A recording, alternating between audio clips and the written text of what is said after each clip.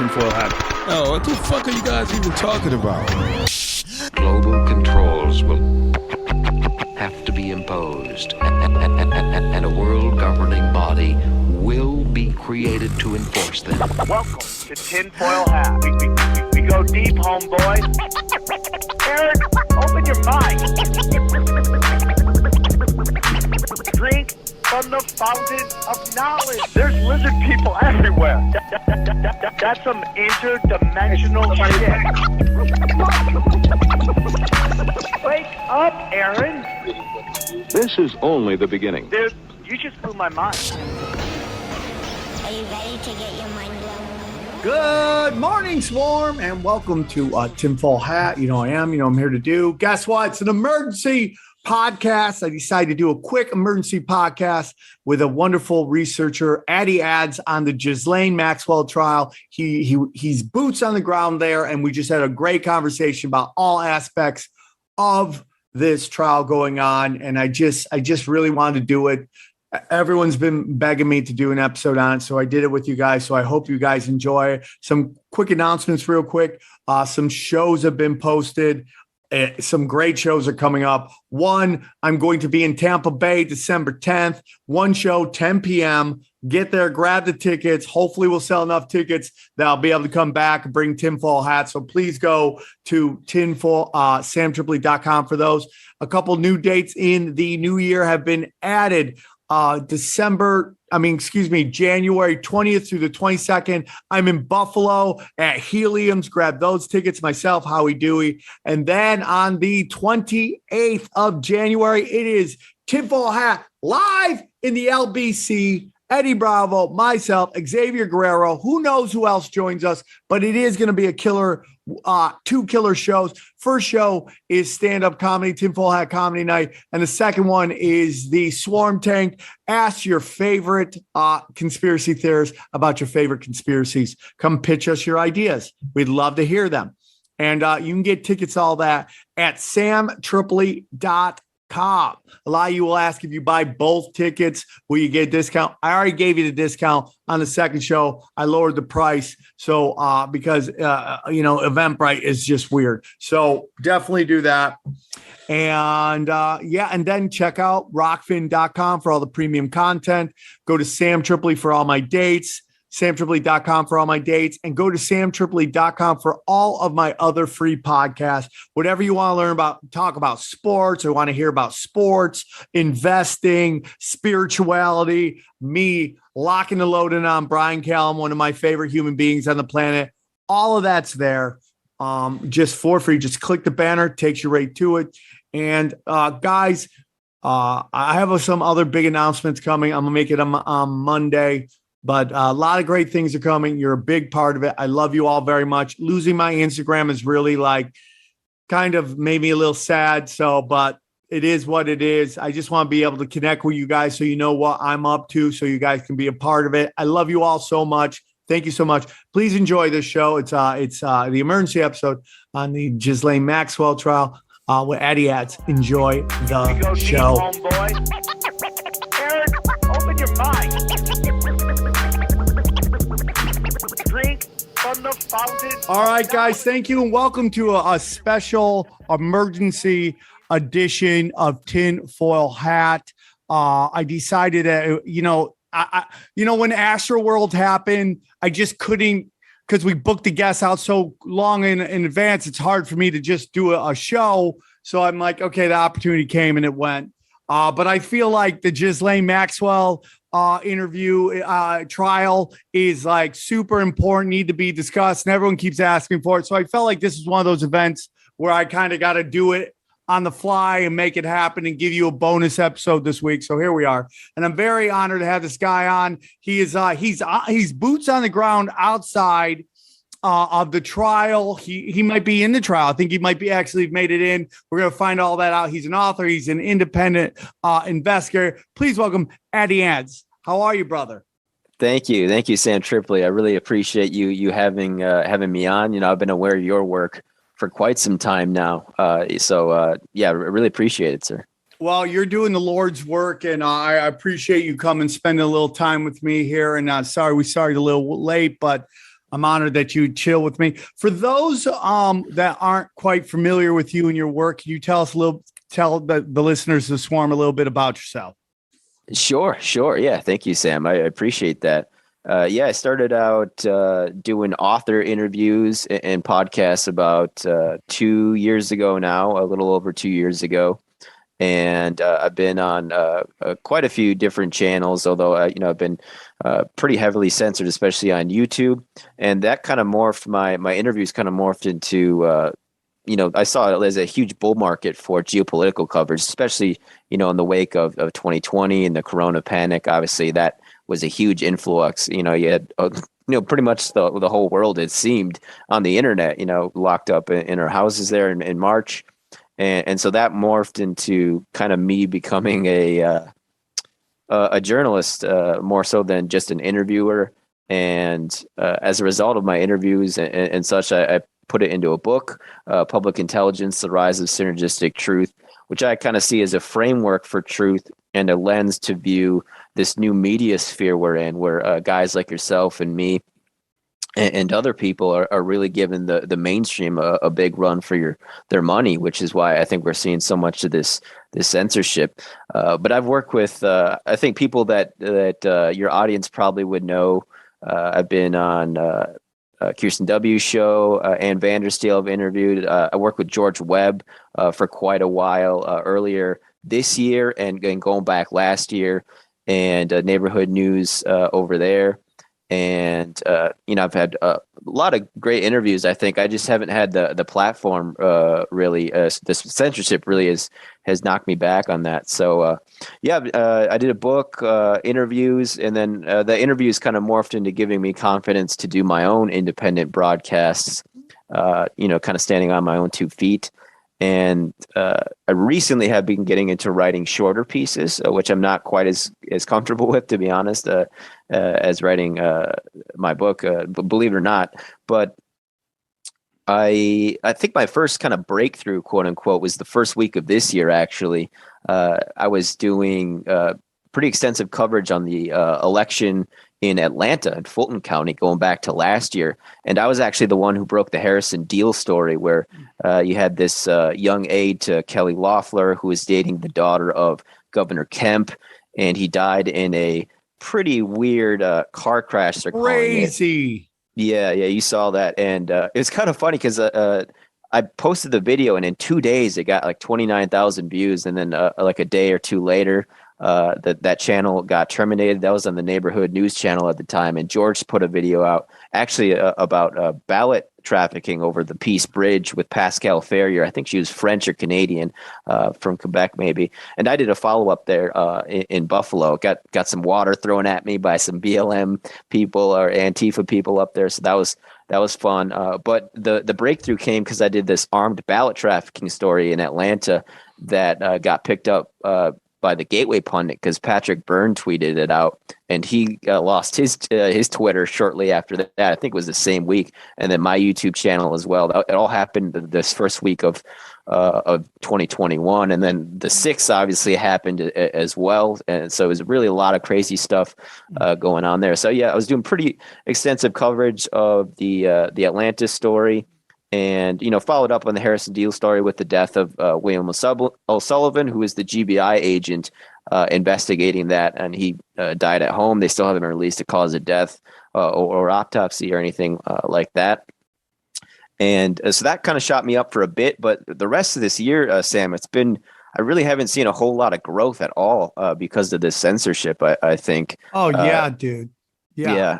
And I totally get what you're going through. Mm-hmm. And because I'm dealing with it right now, I just got shut down on Instagram for my second time. I was playing nice. I wasn't doing too much about the vaccines and all that. I okay, that's going to piss them off. I'm not going to do that. But I started dropping dank memes about Ghislaine Maxwell, and I was sharing some stories that were sent to me by other people. I wasn't posting my own. I was just posting other people's stuff that was sent to me. And I woke up yesterday. I posted a story just about a show I was doing in Tampa, and I went to eat. When I came back, my Instagram went through some phases where it stopped and goes, you're disabled for 30 days. And that lasted for maybe a millisecond. And then it just got wiped off. And that is my second Instagram this year that's been taken down. One of 80,000, the other one almost 70,000. Wow. And they're all gone. But I'd been shadow banned down to even on my to 100 likes when I was getting 500, 5,000, 6,000 likes on posts. I was down to 100. And even on my birthday posts, just to see how shadow banned I was, I put out a birthday post. And like your birthday post, like everybody super duper likes you. If you're following you hit, hey, happy birthday, or like. I only got 900. And I'm like, okay, that just proves that I've been shadow banned right there. And what got really interesting for me is I'm on my third Twitter now. I've had all these Twitters taken down. Oh, wow. And now I'm on my third one. And I always know if I get, and this is kind of about when you talk about you got 27,000 views.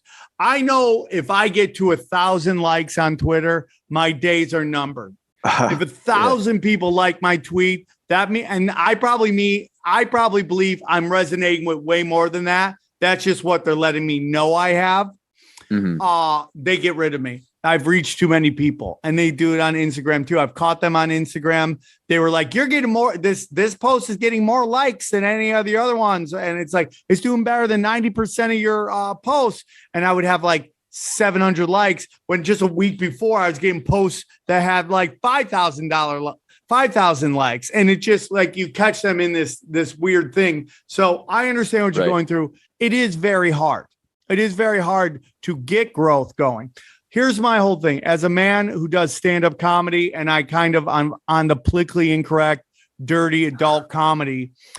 The reason I bring this up is because for a very long time, there was no mechanism. There's nothing set for people like me to make money. If the industry didn't you, you were done, and you were frozen out, and you had to go get a different job.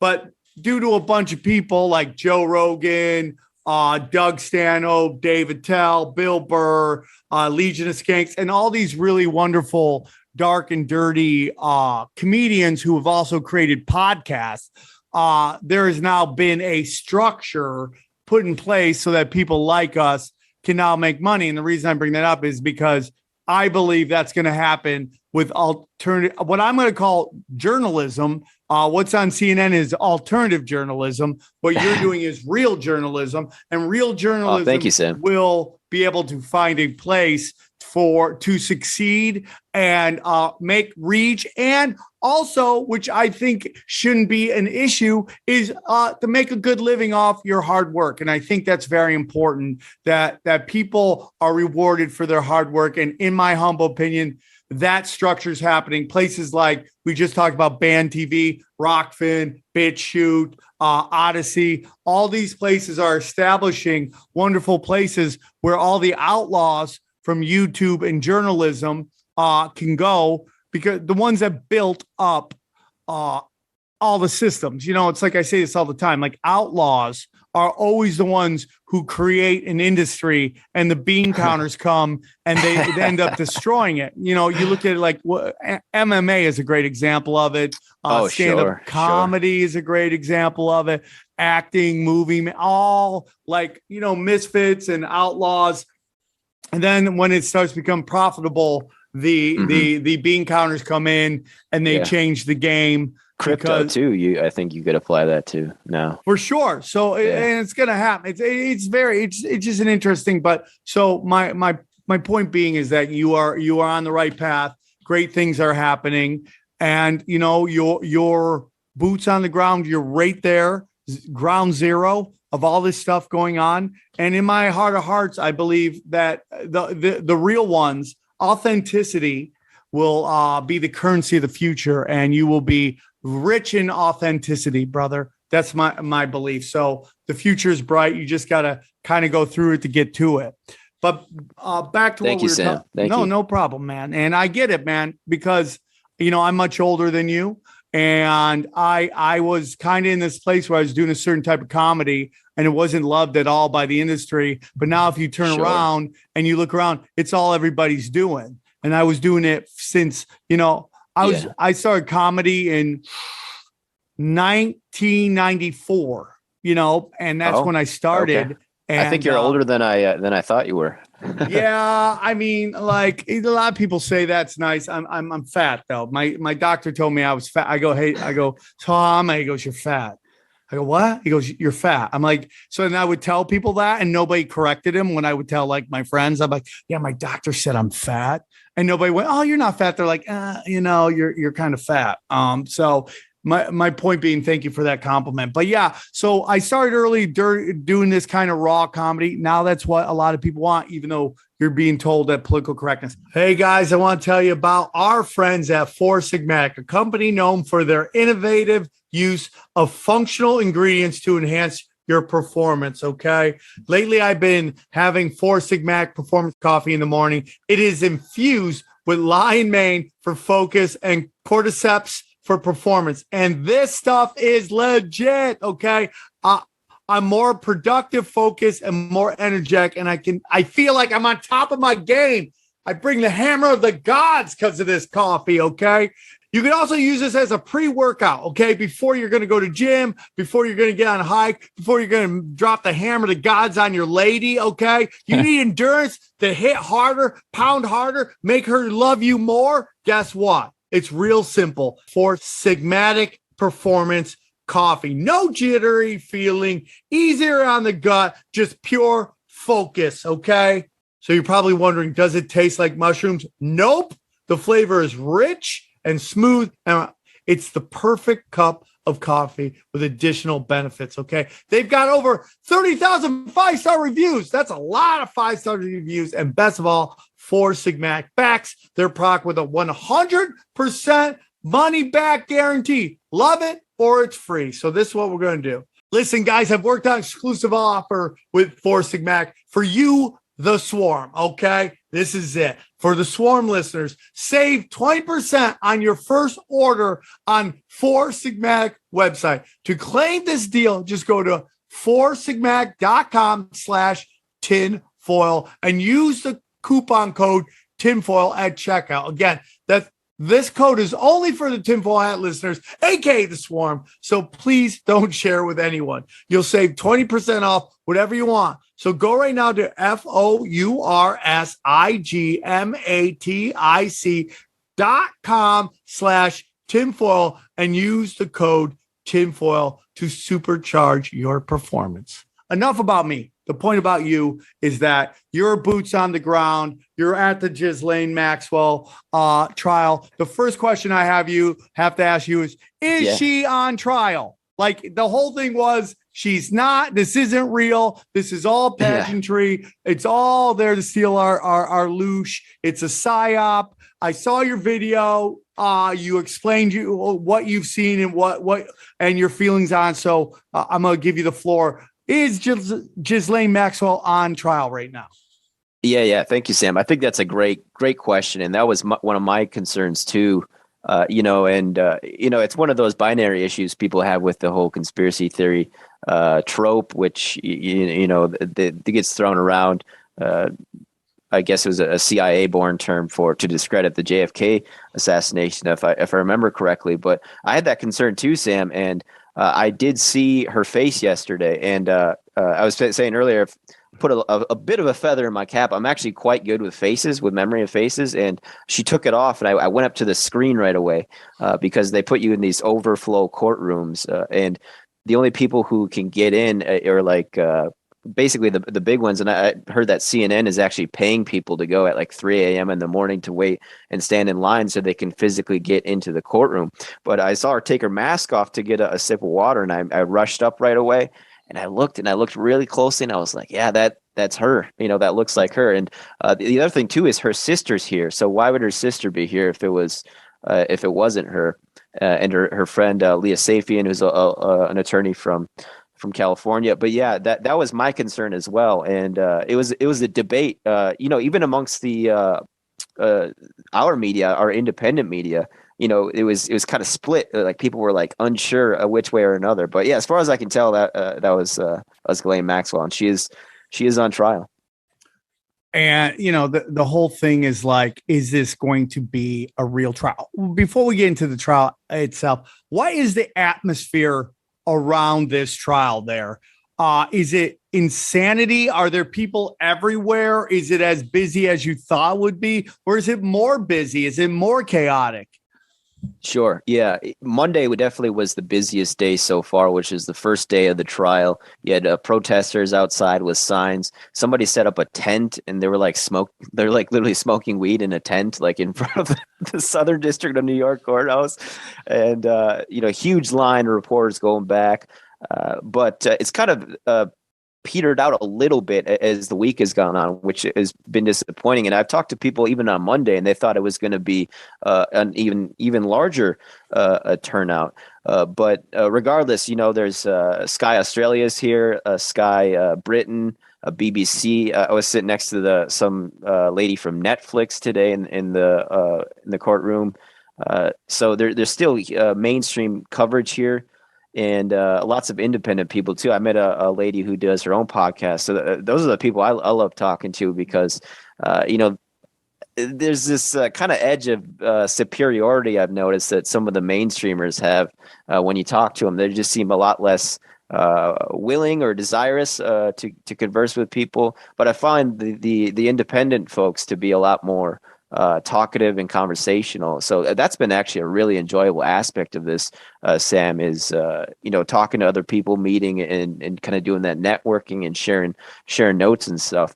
But I hope it doesn't continue to trend to less and less people paying attention. I mean, it would make it easier to get in the courthouse, but I'm going to stay here as long as I can. My only thing is trying to get lodging. So fortunately I have someone putting me up right now, which has been really fantastic. But I'm not from New York. So, New York City is, for those that don't know, it's really expensive. Yeah, for sure. The dollar menu at McDonald's is like the $3 menu, So if anyone's listening, they're in New York and you got a spare room, you want to put Addy on there, that'd be great. It would help out. Yeah. I can't guarantee. Listen, I do stand-up comedy all the time. The Swarm show up. The bouncers are used to hecklers, and I always say, oh, they're just cuddlers. They're not hecklers. They're the nicest people. I don't worry about Swarm stealing my merch or anything. So the point being is that they tend to be really good people. So if people do hit you up, as far as I know, they're good people, but you gotta. Oh yeah, I would expect them to be, Sam. Yeah, I wouldn't expect anything less. And it's something, I can help out too with, chores around the house too. That's something I always offer up in case people want to house me or not. We'll figure it out. But I've noticed with this work that I'm doing, I really have to play things by ear a lot. People will tell me, oh, what are you going to do in next month or 2 weeks from now? And every time I try to tell them, I'm always wrong. So, just kind of playing it by ear. But yeah, I'm trying to stick this thing out all the way through because the demand for the coverage is just so great. There's such a hunger for people to get good coverage of this. And it is for sure. So, and you'll be, I'm gonna put all your links in here. So if people have any suggestions about helping out, you can find the links there in the description. Click it and see if you can help Addy out. Before we get into the trial itself, what is the feeling of the people around you? Is it, oh my God, this is happening. Oh, she's guilty. She's innocent. You're talking to even though Netflix is new, you're talking to some legacy media people. Is there like two kinds of people there? The one who thinks she's innocent and the one who thinks she's guilty? Or what's the feeling on the ground? Yeah, good question. I'm still feeling it out because, for example, today in the room I was in, there was probably 20 or so people in there listening and taking notes and stuff, whether it was, citizen observers or there was a college student there for an assignment. I was like, wow, that's an amazing assignment for your first trial to attend. And this is actually my first trial I've ever covered as well. But it does seem to be a bit of a mixed bag, Sam, which I was surprised at. There's obviously some people that lean a little bit more conspiracy wise and, some people I've noticed a bit more that like there's this guy from the New York Times who, you know, he's seemed like very much not into conspiracies whatsoever. But I'm still kind of feeling it out. And even myself, I'm not really sure how this is going to go, Sam. I don't know if she's going to be acquitted or if she's going to be convicted. It's still hard to tell. But of the people I've asked, many of them contend that, for example, the pilot was basically captured or still loyal to Epstein and Maxwell based on his testimony. But the interest is there for sure. People walking by are like, what's going on here? Because they notice the hubbub. Even today, I noticed, people like, hey, what's going on with this trial? And most that, ask you tell them it's the Maxwell trial. They're like, oh, okay. And they recognize that, which was part of the issue, too, with finding jurors who didn't know much about this situation at all. So I was thinking, man, they must have looked under a rock for these people. Where are they finding these people? Yeah, right. Where are they? Right? I mean, Epstein was such a big moment. It's so crazy. Guys, I want to tell you about our friends at Talkspace. Guys, Talkspace. They're one of the leaders in this new form of therapy, guys. Mental health is super important, and a lot of people are kind of scared to get involved with it, and your mental health is very important. And meeting with a therapist to work on your mental health is just as helpful as meeting with a personal trainer to work out on your physical health, okay? And it has a positive impact on all your life and could be life-changing, okay? Talkspace makes it possible to speak with a licensed therapist right from your phone, tablet, or computer, okay? Unlike traditional therapies, you can message your therapist anytime, text, video, voice. It's 100% secure and stigma-free. The way that therapy should be, okay? I know I get a little weirded out about it at first, but man, I'm telling you, what's great about a therapist is you get to talk about you. How many times you started talking to a therapist and then how many times you get to talk to a friend and then it just becomes you're hearing their problems? Yeah. Oh, they're trying to one-up you? Yeah. Oh, I got it even worse. You're like, I want to hear. Therapists are great because you just get to talk, and they have to listen. And they've heard far worse than what you're bringing to them. Right. At Talkspace, your privacy is secure, and it's their number one priority. The app puts you in a private room just with you and your therapist. Send messages 24/7 and get replies throughout the day. No need to wait for weekly appointments, okay? Talkspace is encrypted and adds security features that keep your conversations fully protected. No more excuses, okay? Nothing. You can go do it. Get personal. Personal help isn't weird anymore. It's smart, okay? And here's what I want you to do. Join Talkspace today and start moving forward with a single message, okay? Join Talkspace. And this is all you got to do. Just join Talkspace.com and get $100 off your first month when you use the promo code Tinfoil at sign up. That's $100 off at Talkspace.com. Promo code Tinfoil. Get help, guys. So, I'm just trying to take an A to Z on this. So a lot of people, there's a lot of feeling on the outside that this thing is already done. It's so stacked in her favor. There's going to be very little chance of her getting convicted of anything. I personally don't think that's the thing. I'm not saying that it isn't in the cards aren't stacked in her favor. I think she gets something. I don't think it's jail time, and maybe that's a little too negative. I don't know, but I feel like she's gonna get something. Sure. She's gonna get something, because I feel like it wouldn't even get to this moment if it was just going to be you're free and she could walk free amongst everything. So, I just want to kind of get your feel. So we have a judge. It's all come out. She's part of a secret society from Yale, which is the female, I guess, version of Skull and Crossbones. She's heavily involved in the DNC. John Kerry, Joe Biden has given her, she's been appointed to a higher post, either after trial or part of the trial. Comey's daughter is Yep. very much involved. But based on some of what I've seen up from your account, and what is the name of your Twitter account so people can find it? Sure. It's a one Addy ads, and one is spelled out. So it's ONEADDYADDS.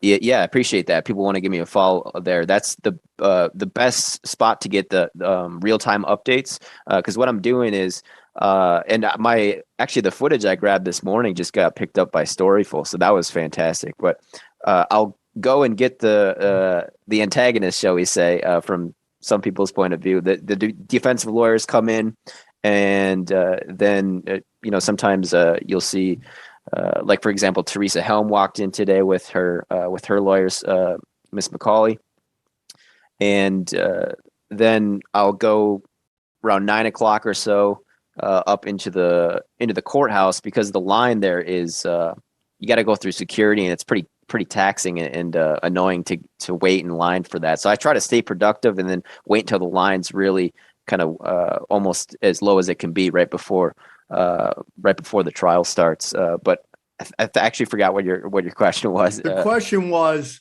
Alan, all these figures that seem to be there to ensure Ghislaine Maxwell doesn't get the book thrown at her, including is Alan Dershowitz on the defense team?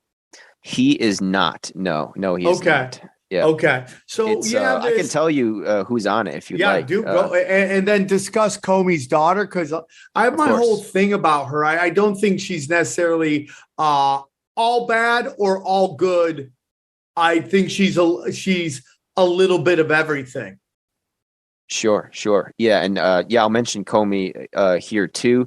So the presiding judge is Allison Nathan, appointed to the federal bench by Obama in 2011, and notably permitted prosecutors to use the word victim when discussing Maxwell's accusers. For example, victim Jane or witness Jane has been cross-examined this week, and allowing accusers to testify pseudonymously.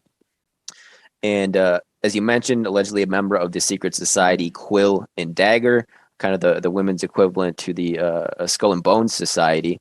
And this psychologist or memory expert, Elizabeth Loftus, is going to testify on behalf of the defense for Maxwell. And she is an expert in kind of false memories of sexual abuse. She's testified in defense. Oh my God, dude! Oh yeah, I mean, you would never. So these guess are Hail Mary passes defense, right? Like they seem to be Hail Mary passes that in any other situation it wouldn't. There's no chance. But here, based on what you're telling me, it seems like the judge, which everyone's assured of, is not going to play ball. Is going to play ball with the defense.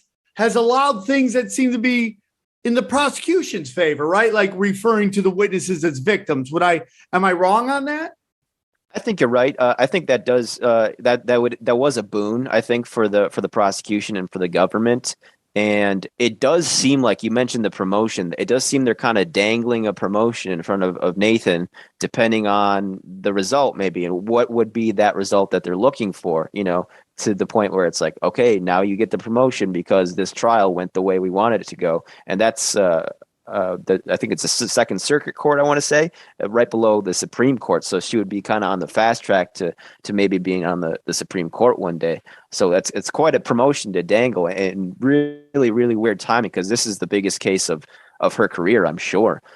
And this psychology expert or false memory expert, her CV is very interesting. She has testified in defense of Harvey Weinstein, Scooter Libby, Ollie North, Ted Bundy, the police officers who beat up Rodney King, the Robert Durst murder trial she was a part of, and then the McMartin preschool child sex abuse basically case. The Legion of Doom, right? She's basically has been a character witness for the Legion of Doom. Was she there for Lex Luthor's trial?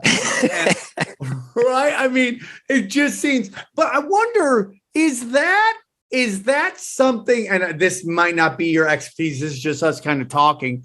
Of course. Is that something that the prosecution can't bring up? Is like, you've also like been witnesses for literally the worst people out there. Right. Yeah, as far as I know, again, this is my first trial, but you have to take everything separately. So anything that, she's done in the past technically shouldn't be taken into account by the jury. So that's it, or even the trial itself, as far as I know. But again, I'm not a lawyer, so that's my contention of the situation. And speaking of that, there's kind of it made me think of Lisa Bloom, who is an attorney for I think 8 victims of the Epstein network. And interestingly enough, she actually gave counsel to Harvey Weinstein in 2016. So in that sense, you kind of see Lisa Bloom being on both sides of the fence there. I found that interesting. But I agree, Sam. It's hard not to take that into account, especially given that ridiculous list of names that she has attempted to help, and obviously in most of those cases failed to do so, because I'm pretty sure all of them got convicted. So what is your thoughts of Comey's daughter? Because, she's involved with the Epstein case. She allowed the footage of the murder night, night. Your stuff. Yeah. Yeah. To disappear. She is connected to Comey. Comey's got a lot of darkness involved in his past.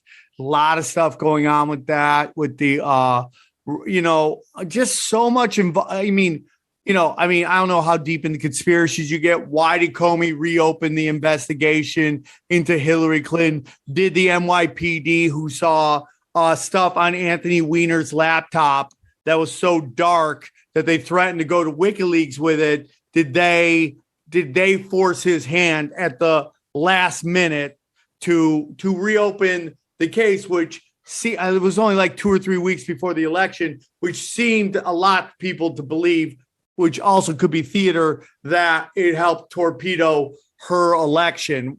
What are your thoughts on Comey's daughter? Yeah, that's a good question. I don't know as much about her as I do some of the other characters and players in here, but you would think that her being a part of the 2016 failed prosecution of Epstein would be a conflict of interest, especially given the footage that was somehow lost. And as you mentioned, she was one of 2 attorneys who explained how this footage just disappeared from the face of the earth. But as you mentioned, she is the daughter of former FBI Director Comey, who was the former head U.S. attorney for the Southern District of New York, which she might actually have that same position one day, as she's an assistant U.S. attorney for the Southern District since 2014. And that's another thing. You would think that, maybe it would have been a better idea for the government to choose a different a different prosecutor. And the other one who was involved in that explanation of how the footage was gone was this Jason Swergold. But again, that was from the 2016 case. But Comey, I want to look into her more. My going into this trial, I didn't realize how all-consuming it's been. I've had to put pretty much everything else on the back burner as far as interviews and my other projects that I've been doing. But it's been 100% worth it, no doubt. But I can go through some of these other players if you'd please like. Do. We got Bobby Sternheim, who is for the defense. She holds top secret SCI clearance, has a history of defending organized crime criminals, public officials accused of corruption. She's a Criminal Justice Act rep for SDNY and former president of the New York Women's Bar Association in 92 and 93. So she has definitely a history of helping to defend, bad guys, shall we say. And then we got for the prosecution, Allison Moe, who's a member of the Southern District of New York's Public Corruption Unit. And she was actually one of the prosecutors who pursued fraud charges against Steve Bannon in 2016, who obviously got pardoned by Trump later on. And then Andrew Rohrbach, who looks to me to be the youngest of the the prosecution. And that's something I wanted to point out as well, is there's quite an age and experience difference between the defense and the prosecutors. And, if there's anyone who has as deep a pockets as you can go in terms of affording lawyers, it's Ghislaine Maxwell. So she has some of the best in terms of this type of trial going to bat for her. And it did seem at times that the prosecution was a little bit kind of taken aback, or maybe even intimidated a bit. But it's something that I think I want to look more into as this trial develops, because they were pretty harsh in cross-examining Jane, who is our first victim witness this week. She was actually kind of sobbing at the end of the questioning the other day.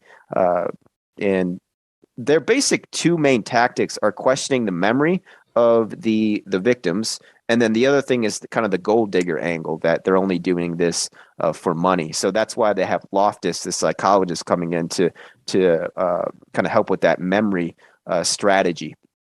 So that's another thing I wanted to get into. I really felt like, based on the small bit of evidence that, the small bit of testimony that I've been able to get from Twitter accounts like yourself, I felt like the prosecution was really maybe going for it. If you think, I know they can, if let's say they're there just to throw the fight, they can't just go in there and be like, well, shucks, what am I going to add? They have to put on a bit of theater for it. But I felt like the tone seemed to be like this Ghislaine Maxwell is shady as shit, and she was involved in human sex trafficking. Did you get that sense at all? Like they're doing their job? Sure. That's a good question. I'm still unclear on their strategy, to be honest, Sam. It seems a little bit disjointed to me. The defense, I think, has a much bigger uphill battle as far as defending Ghislaine Maxwell. But again, the amount of time that has passed since these crimes definitely does not help the prosecution. But again, that's something I want to analyze further, because it does seem like I've talked to other people too, and they don't seem to understand, like myself, what exactly the prosecution's angles seem to be as far as the long-term 6-week plan they may have. So everybody's trying to listen in to what is being asked and what is being said. There's been a really big push to include Donald Trump on these things, which definitely, yeah. I don't, it's so interesting, because like the left seems to be like, hey, look, they're saying Trump. Like I tweeted this a while ago, like the left will be like, Pizzagate's not real, but Trump's 100% a part of it. If you put Trump on there as a way to be like, oh, Trump is there doing shady shit, that to me implies Ghislaine Maxwell even more. That you're implying that Trump was there doing shady shit.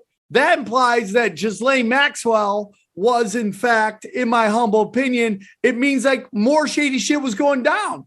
Yeah. I think it's an interesting play. Did you notice that at all? And what was the feeling if you did notice that or did notice that? It was, I did. It was confusing a bit, because it was actually the defense who brought up those big names first, not the prosecution. Bringing up, names like Trump and Clinton, Kevin Spacey was mentioned. RFK Jr. I think was asked about, although the pilot never saw RFK Jr., which I was happy about, because I actually I like. Yeah, we all love RFK Jr. Right? You're like, when I saw Joan Rivers was on that list of people been there, I'm like, come on, Joan Rivers too. Yeah, and it was ironic as I walked, right outside one of the overflow courtrooms I was in. It was a picture of John Roberts, and of course, John Roberts was one of the names that was on the flight log for the Lolita Express, which actually Lynn Wood tweeted about earlier this year, as you probably remember, before Lynn Wood's Twitter account got terminated. For sure. So. This is the interesting thing. So the defense is trying to say the Clintons were there, but Trump was there too. I don't know how that helps their defense. That's just saying the people who thought people were the scumbags that people thought were scumbags were there doing scumbag stuff. And you're literally saying, to me, she's saying there is a Lolita Express. Like that seems to be, but again, I'm not in there and getting the vibe. Is that a sense in the room? It seems like the play was that if we bring up these names first, you will see that our client, Miss Maxwell, is in the company of well-respected public figures and officials and such. And therefore, that discredits the allegations against her. That seems to be the play. But again, it was a little bit confusing why they would bring that up, especially given the kind of court of public opinion's interest in the big names that were on the flight logs.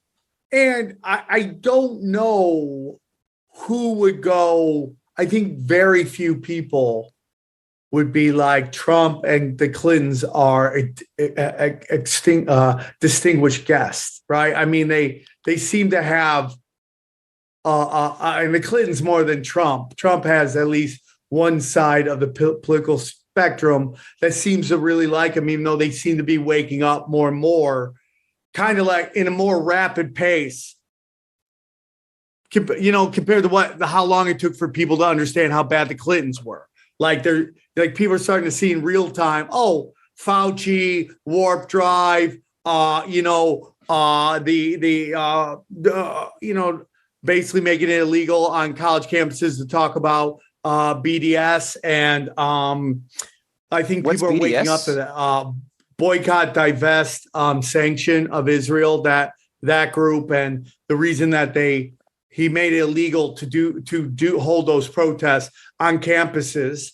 Wow. And the whole reason that is because the colleges, when after they pay off all their bills, they have money left over. Where's that money go to? Well, a trust, the board of trustees has a trust, and that trust invests in hedge funds, and those hedge funds tend to be the military industrial complex.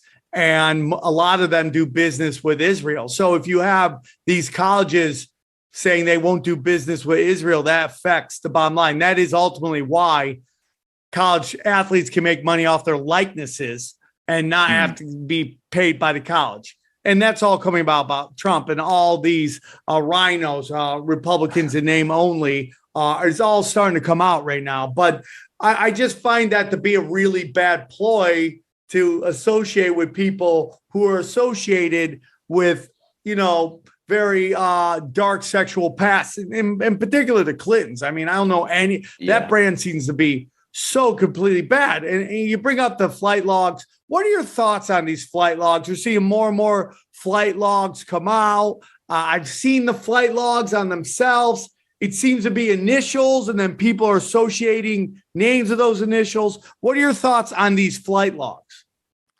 Yeah, the flight logs were, a huge, I think, piece in really drawing in the public's attention into this because of those names. Not to mention the pictures. You saw the picture, I'm sure, of it was like Kevin Spacey and Chris Tucker and Bill Clinton all went on a trip to Africa. I believe that was with actually Virginia Roberts. And there's not a whole lot of verification as far as the Roberts name, but a lot of that was redacted, but it brings up like Dershowitz. He said something like, I kept my underwear on during the massage, and he only travels with his wife. But then on the flight logs, you see that there's a lady named Tatiana that he's traveling with, and his wife's name is definitely not Tatiana, so Dershowitz is he's definitely an interesting character in this situation. I was surprised to see him show up on the Netflix documentary defending himself. I was like, it might have been a better move not to even do that, but he seems to be wanting to go down with the ship no matter. Ego is not your amigo, brother. Yeah, for sure. That's a good saying. I like that. And we see names on there. And you just don't know what are real names, what is not real names. Some idiot fucking took this one Twitter account that listed all the big names on there and photoshopped my co-host and my name onto it. And then some people are like, Triple A's on the flight logs. I go, Xavier Guerrero, XG, isn't even a real name. It's a name I gave him. Why would he sign in on back in? Like, he's only 28 years old. He wouldn't even, if he's on that flight, he's getting molested. He's not a molester, right? He's so like young. It's just ridiculous. So I don't know what are real and what's not real. Yeah, and I want to help dispel a little bit of the clouded kind of myths around this trial, because there was a case going around. It was Latham versus, like, I think it was the 1954 trust, something like that. Yes, but it had a list of all these names like Jay-Z and Lil Wayne and Beyonce. And people think that is part of this case, but it's not related at all. It's a different judge, different case. And it was actually thrown out as being frivolous and without merit by the judge. So that only clouded the understanding of this trial, as well as the fact that Tim Kennedy, and his name is Adam, I can't remember his name. He's got a big Twitter account, Adam something, but Adam Curry? I can't remember. I can't remember his last name, but I can get that to you. But basically, both of these guys were tweeting that the media was barred from the courtroom, which wasn't true at all. It almost seemed like, but potentially, you know, the idea would be someone would put that notion out there so that media would not show up, because they would think, oh, well, they're not going to allow me into the courtroom anyway. So you know, that I think muddied the situation a bit too. And that's you know, about this Epstein thing is there is a lot of I think misinformation and some purposeful disinformation as well. But distinguishing between the two is pretty difficult. But you know, that's why I'm here. I'm trying to, you know, figure out what's actually going on. And it's interesting because a lot of these, I don't know what percentage, but they don't know too much about this case. Like the first day, Maxwell's sister,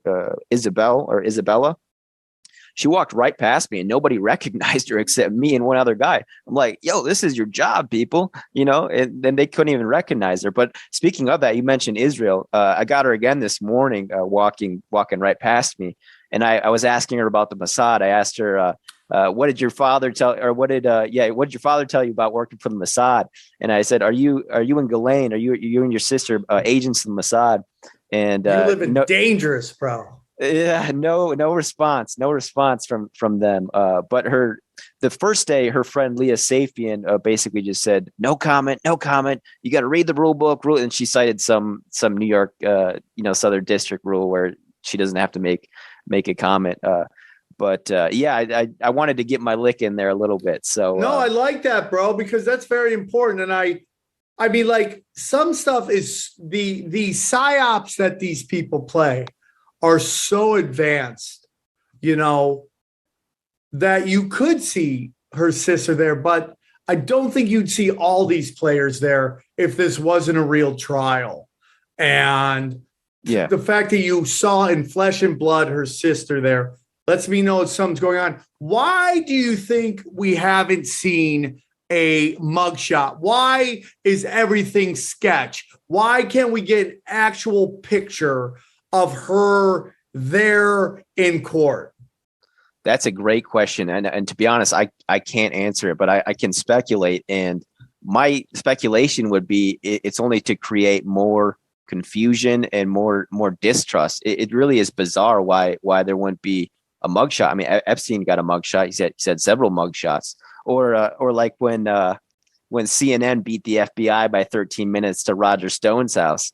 You couldn't beat the FBI to Ghislaine Maxwell's house. You know, why is that? When that how Roger Stone thinks it's like another show entirely. But it's bizarre. I wish I could have an answer for you, Sam, because I've been trying to ask people too, and that was one of the key reasons why I was thinking, and many other people were like, she's not even in federal custody. But I can say that I saw her face with my own two eyes. And that's the thing too, is she looked very healthy. You know, you're seeing these reports in the weeks preceding the trial in the mainstream saying there's rats and her hair's falling out. And I think there is like the food. She's complaining about the food. And then her brother, Ian Maxwell, complained to the United Nations, which is just ridiculous given the fact that Julian Assange is still incarcerated at HMP Belmarsh in London. And you have Ian Maxwell complaining about his sister being locked up in New York under righteous charges. But even then, it's like, why didn't she get any sex crime charges? Why didn't she get any sexual battery or sexual abuse charges?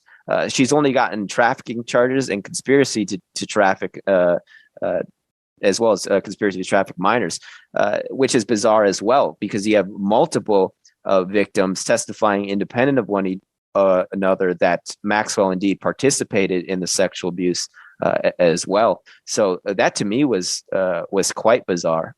And Nick Bryan actually called this trial an abomination of justice when I talked to him yesterday. He was a guy that broke the Franklin scandal, Franklin Network. And pertains to this case, he was the man with the black book back in, I want to say he got it in 2012, and he sat on it for like 3 years before he released it. It was actually Gawker, which is like, they're like they're kind of like the bad kids, or at least they were before they got taken down by Peter Thiel.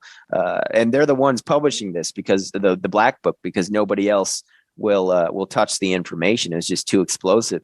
But you mentioned the show trial thing before, and I was on a podcast earlier this evening, and she basically brought up the question of if it is a show trial, then why even go through it with it at all? And my contention was the only reason this is happening is because of the court of public opinion. You got a guy like Eric Weinstein, who's an intellectual giant in the modern day, and he's last summer being like, why can't we track this person down?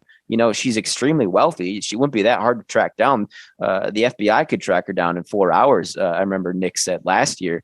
And I think it was only the public demand that really resulted in Maxwell getting arrested in the first place back in July. And that was crazy too, because that week I actually interviewed a friend of hers, Laura Goldman, and like 2 days later she got arrested. I remember I flew back from Oregon to Wisconsin. I woke up and I looked at my phone. I was like, oh my goodness, she got arrested. I started streaming right away. And then the next Monday, her friend Laura Goldman was on Piers Morgan, and I was so bitter because Piers Morgan got like 500,000 views and I got like 38 or something like that. And I was like, I beat you to the punch, Piers, but you're the one getting all the views. Dude, you wouldn't want to change. Wouldn't want to trade place with that sack of shit. Don't even worry about that.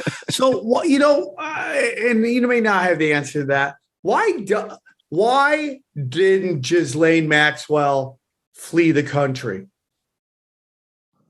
That's another great question. Why didn't she go to France or to Israel? I would have went to Israel if I were her. And that's another thing too, is where's Wexner at? Is he in Israel?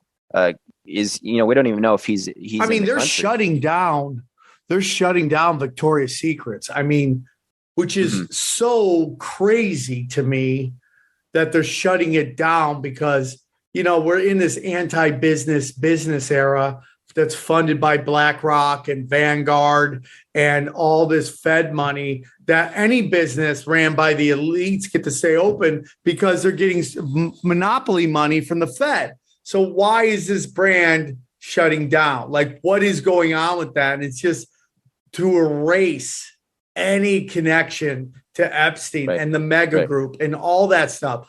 Do you think it's possible that she just had nowhere to run to? Like after Epstein was got, that they were like, okay, dude, if we bring this chick here, it's going to bring nothing but heat on us and emphasize this Mossad Zionist connection.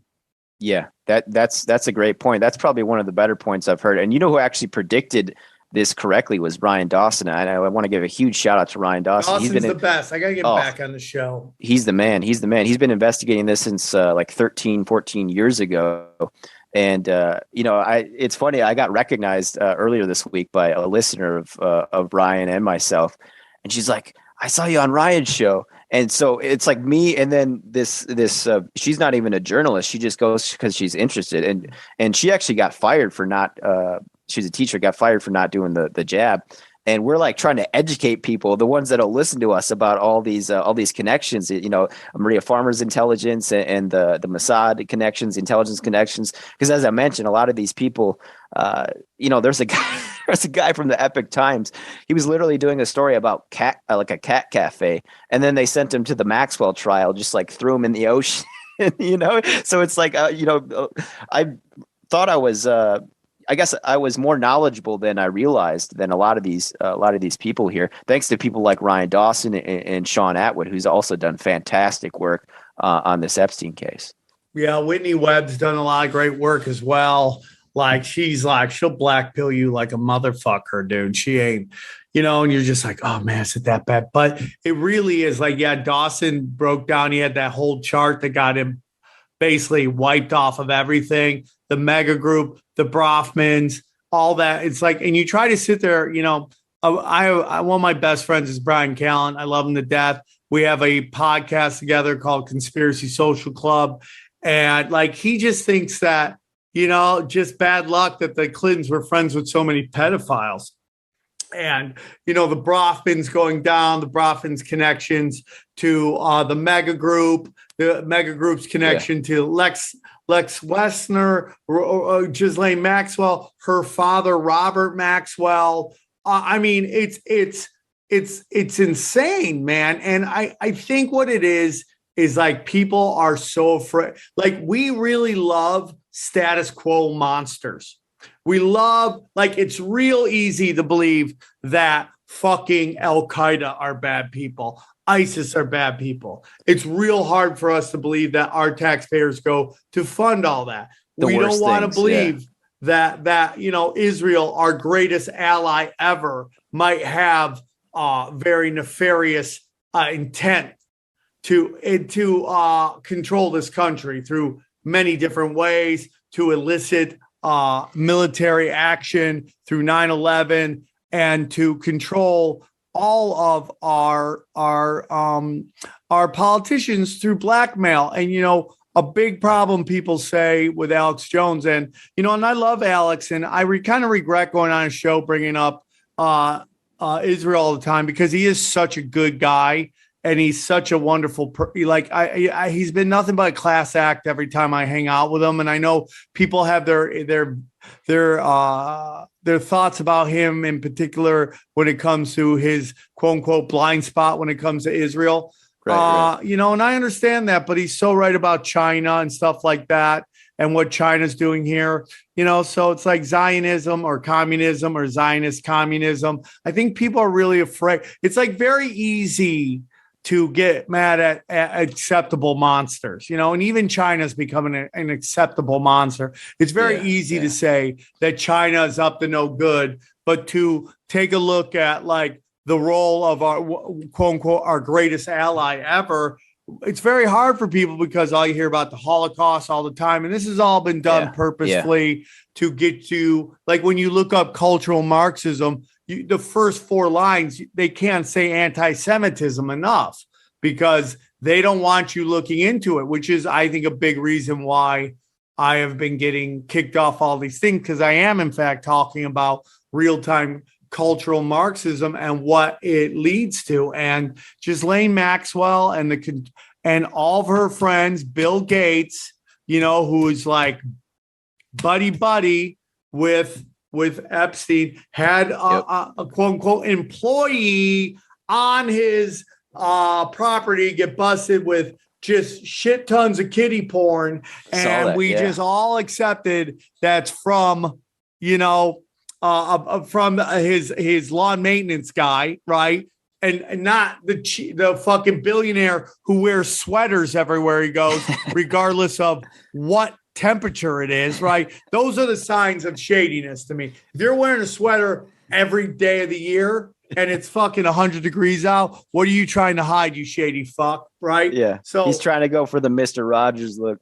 Right? But it's like we see so much of this and what this trial involves. And I really don't think we're going to really get an understanding of how much it's in until the defense starts to go and what the defense is putting out. What is their game plan? Because right now it sounds as bad as it sounds like the prosecution's game plan, according to you, and I totally believe you. The defense game plan of connecting her to Trump and Clinton seems really stupid to me. And it sounds like it's sabotage, but that may not even matter at all. I mean, at a level this high. Yeah, if the fix is in, the fix is in. Can you control the jury, whose jury says, well? Can you repeat that question, Sam? Could they control who the jury is? I see what you're asking. Yeah. Can they control who's called in to be jury? And they can get rid of all these people, but you know, it's almost whack-a-mole at this point. Yeah, that's the thing is these, you know, we're dealing with the people who basically run the world. They, you know, they make the laws, they enforce the laws when they want to, and when they don't want to, you know, going to the top of the banksters, celebrities, academia. And like you said, it was a blackmail operation to steal secrets from the United States, not just to control the politicians, which is, and that's another thing too, is it, you know, if you're in a senator, you shouldn't have dual citizenship with a country. Couldn't agree more, bro. Couldn't agree more. And yeah, you're right with the anti-Semitism tactic. And I think maybe an easier way to look at it is trying to look at it through the lens of power and not identity, and what is beneficial for achieving power for an influence or influence, regardless of what entity is trying to wield or secure that power. So, you know, a book like The 48 Laws of Power, I recommend people read by Robert Greene. It kind of helps people see the amorality or the colorlessness of power, right? And how humans behave when it comes to power, regardless of who they are or where they come from. I completely agree, man. I completely agree. And you know, for me, man, this I do think they are painting this as a bunch of teenage chicks. We're just hanging out with powerful dudes. And come on, man, we all know teenage chicks want it. I think that's kind of like what we're painting this as. Like these girls were just there for the fun, and not that they were being trafficked. And I think people are really afraid to look at that pedophilia is the entrance, the initiation in the power. And these people, because it used to be way back in the day, if you cheat on your wife, they would use that against you. Then people like, who cares? And then it got to like, if you were gay, then it would be like, who cares? And now it's like, oh man, this guy diddles kids or does even more horrible shit to children. That seems to be what it is, you know. And here's an interesting thing. China just did it like a census, of their entire country, and they cannot account for 12 million children. They don't know where they went. Wow. They can't account for them. And I was actually discussing that, you know, just like the organ harvesting topic earlier this evening off camera with a friend. And it's a problem in Mexico too, you know, with the cartels. They'll do that too. It's pretty gross, but they'll basically apply people with drugs to make them relaxed because they also cannibalize too. It's just really bizarre. But not to switch from China to Mexico, but just the organ trafficking sequitur there. Well, I mean, like you want to get into it. Like I believe the Central Intelligence Agencies, all your intelligence agencies are just extensions of the Jesuits. The Jesuits were the original Central Intelligence, and they just branded themselves different in every different country. Israel, to me, is the center of all the Holy Lands, but it's also Mesopotamia. But really, the big thing is it is a land bridge from Africa and Asia to Europe. So those who control that control a lot of commerce. And if you take a look at Israel, you know, yes, it's very Jewish, but the Roman Catholic Church, the Vatican, owns a giant chunk of Israel, like a big chunk. And if you look at where all the Nazis ran to, big part of Israel, the Nazis all ran to the Vatican after the fall. I don't believe the Nazis lost the World War II. I think Germany did. I thought the Nazis actually took over. That's my opinion. And if you take a look at who started the CIA, it was Allen Dulles. But all these Nazis came over, created a Central Intelligence Agency. So we know that has Nazi ties to it, and the Nazis have big ties to the Vatican.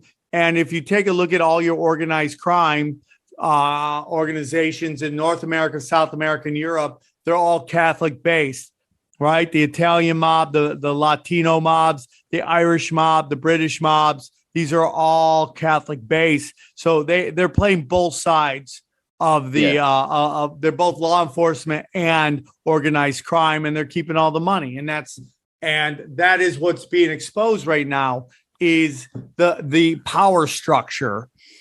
And exactly. I think the power structure. I think Jews are middle management. I think they're used as a boogeyman, kind of along the way that trans are being used as the boogeyman to cover up for pedophilia, in my humble opinion. Trans agenda, you're like trans, there are like 12 of them.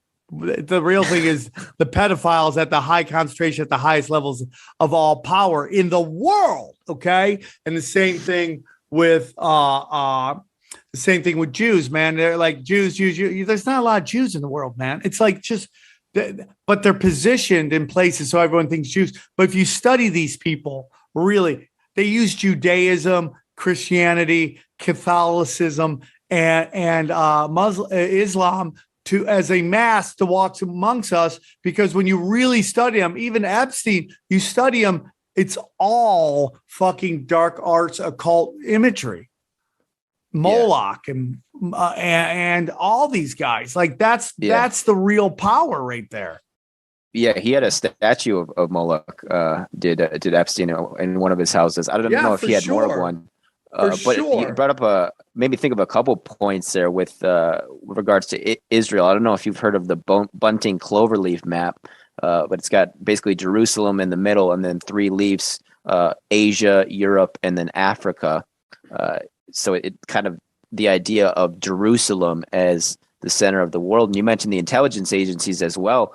And, this begs the question of, remember when Acosta said, well, he's above my pay grade, he belongs to intelligence. Well, what intelligence would that be? And that's a debate people have too. Is it the CIA or is it the Mossad? But we know going back before World War II was even over, we were already collaborating with Nazi intelligence. Reinhard Gehlen, the Gehlen organization, and Klaus Barbie, torture specialist, butcher of Lyon, France. We paid and protected these monsters, and that was a huge kind of eye opener for me. A huge shift in my consciousness. I remember the day I learned that about Klaus Barbie. I was just so depressed, to learn that our government had did that. But my point is, like, the overlapping of the intelligence agencies pretty much was there from the start. You had the OSS, which became the CIA after the war. So similar to what you mentioned about cloaking or masking or kind of wearing capes, whether it's religion or nationalism. Another way to look at it is the banks using nationalism in countries as basically pawns on the chessboard, right? Where they don't care about country or religion or anything like that, right? It's about power. It's going to be an interesting trial, man. It's going to be an interesting trial. And I'm super thankful that you're there and in your coverage. And again, his Twitter will be linked here into the bio, in the description of the episode. I really appreciate you coming on, Addy Ads. And again, one more time, tell them where they can find you. Of course. Thank you so much, Sam Tripoli. I really appreciate it, man. Like I said, I've been, aware of your work, watching you for a while now, and really an honor to have you invite me on your show, even before I had you on mine. And hopefully we can do that one day, maybe after the trial or something. Brother. That'd be super fun. But yeah, Twitter is OneAddyAds, OneAddyAds. My website's addyads.one, addyads.one. If people want to check out all my other links, Facebook, Instagram, YouTube, Patreon, PayPal, Venmo, Cash App, in case people want to help sponsor me with lodging and food here while I'm in New York. Because I'm actually, as I mentioned, not from New York. I'm based in the Carolinas right now. So, again, appreciate it, man. Really do. All right, brother. Thank you for joining me on such short notice. This has been an emergency podcast. I hope to see you guys in San Diego this weekend and then Tampa on the 10th. Come get weird with me. Hang out. The 10th is my final show of 2021. It's been a great year. I love you all. Again, Addy, thanks for coming on. Thank you to the Swarm. I hope you enjoyed this episode, and I hope you have a great weekend, and we'll talk to you soon. Take care, everybody. We go deep, homeboy. Aaron, open your mind. Drink from the fountain of knowledge. There's lizard people everywhere. That's some interdimensional shit. Wake up, Aaron. This is only the beginning. Dude, you just blew my mind. Tinfoil hat.